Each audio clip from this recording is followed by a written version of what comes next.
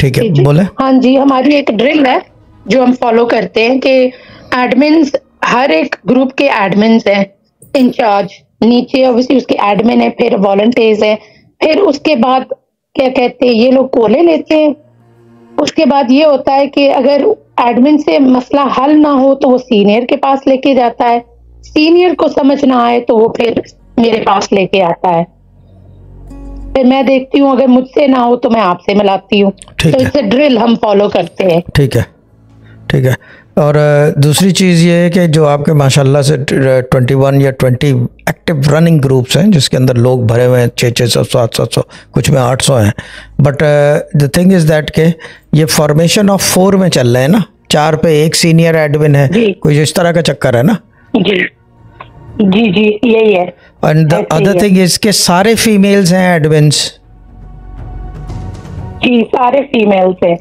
Okay, सारे female हैं और औरतें भी सब भरी हुई हैं उसके अंदर 20-21 ग्रुपों में, सिवाय एक ग्रुप के जो मेल है उसके अंदर तो सारे मेल एडमिन होंगे।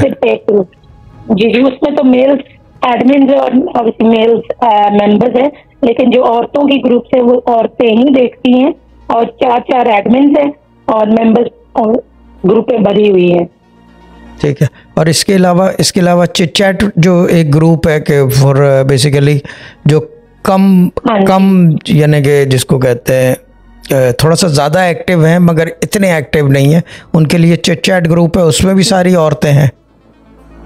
जी बिल्कुल, उसमें आई थिंक अब 900 से ऊपर हो गए हैं। हम डाल रहे हैं ना, रोजाना जब बात करते हैं एडमिन तो डालते हैं उनको, अगर वो चाहे तो एक्टिव है तो उनको डालते जाते हैं।